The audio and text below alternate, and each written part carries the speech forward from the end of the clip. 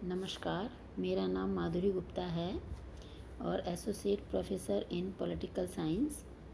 हम BA second year का first paper देख रहे हैं।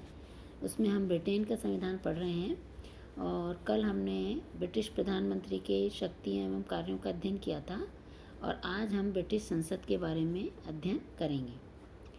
सबसे पहले हम देखेंगे कि जो ब्रिटेन का संविधान है वो सबसे प्राचीन संविधान है, विकसित संविधान है।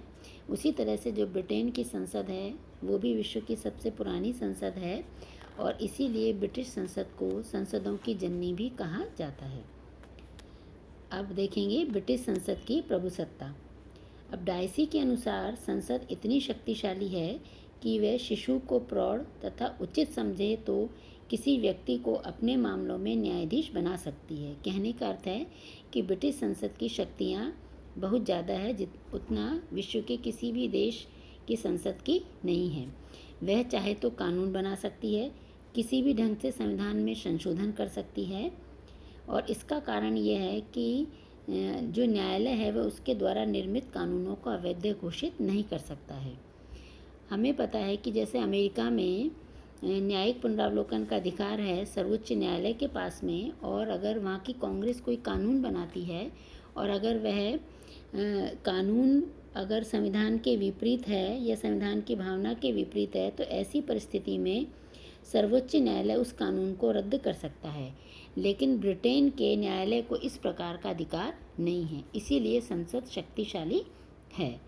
और डी लोम्बे का कथन है कि ब्रिटिश संसद सब कुछ कर सकती है, केवल स्त्री को पुरुष और पुरुष को स्त्री नहीं बना सकती है। यानी कहने का अर्थ है कि ब्रिटिश संसद किसी भी प्रकार का कानून बना सकती है और न्यायालय के पास न्यायिक पुनरावलोकन का अधिकार होने के कारण वह उन कानूनों को अवैध घोषित नहीं कर सकता है।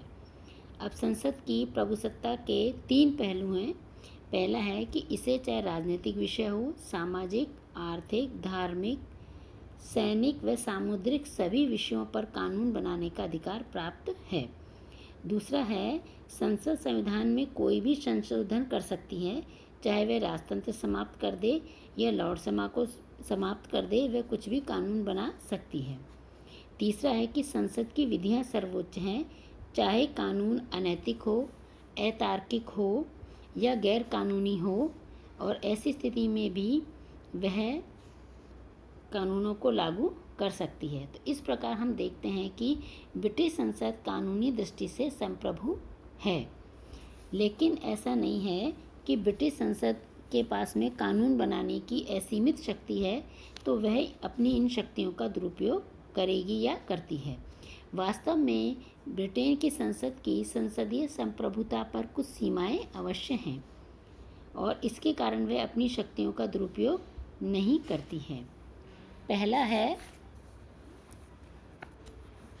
कि संसद की संप्रभु शक्ति पर जनमत का नियंत्रण है। यानी अगर वो इस तरह का कोई कानून बनाएगी और ऐसी स्थिति में जनता उसके विरुद्ध हो जाएगी तो वह कोई भी ऐसी विधि बनाने का साहस नहीं करेगी कि जनता उसके विरुद्ध हो जाए, क्योंकि जब अगले आम चुनाव होंगे तो ऐसी स्थिति में हो सकता है कि वापस उसी दल को बहुमत प्राप्त नहीं हो। दूसरा है नैतिक बंधन। संसद अपनी वैधानिक संप्रभुता के बावजूद भी कोई ऐसा कानून नहीं बनाती है जो नैतिक मान्यताओं के प्रतिकूल हो, यानी नैतिकता का उनके ऊपर, संसद के ऊपर बंधन होता है। परंपराएं, हमें पहले भी पता था, हमने जब ब्रिटिश संविधान का वो देखा था, इसका विकास, तब हमने ये देखा था कि जो ब्रिटेन के लोग हैं वो परंपरावादी होते हैं, अपनी परंपराओं को वो महत्वपूर्ण स्थान प्रदान करते हैं। तो ऐसी स्थिति में वो कोई भी ऐसा कानून नहीं बनाते हैं जो कि स्थापित परंपराओं के अनुकूल हो। अगर ऐसा होगा तो जनता संसद के विरुद्ध हो जाएगी और ऐसी स्थिति में वो इस तरह का कोई भी कानून नहीं बनाती है। हमने जब ब्रिटेन के संविधान की विशेषताएं देखी थी तो उसमें हमने देखा था कि वहाँ पर कानून का शासन है, अर्थात ब्रिटिश संसद कानून के शासन का उल्लंघन नहीं करती है।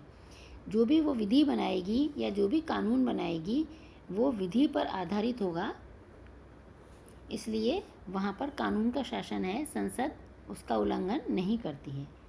और 5वां है अंतर्राष्ट्रीय कानून। अंतर्राष्ट्रीय कानून के द्वारा भी संसद की प्रभुसत्ता सीमित होती है। जिस कानून को सभ्य राष्ट्रों की सहमति प्राप्त हो चुकी है उसे ब्रिटेन ने भी मान्यता दी है। अतः ब्रिटिश संसद अंतर्राष्ट्रीय कानून के विरुद्ध किसी भी प्रकार के नियमों का निर्माण नहीं कर सकती है।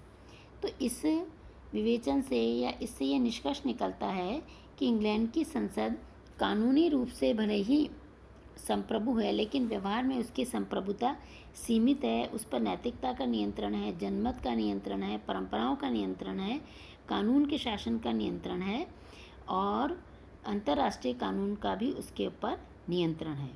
तो इस प्रकार ब्रिटेन की संसद देश व राजनीति का केंद्र है और संसदात्मक प्रणाली होने के कारण सारे जो महत्वपूर्ण निर्णय हैं वो संसद में ही लिए जाते हैं।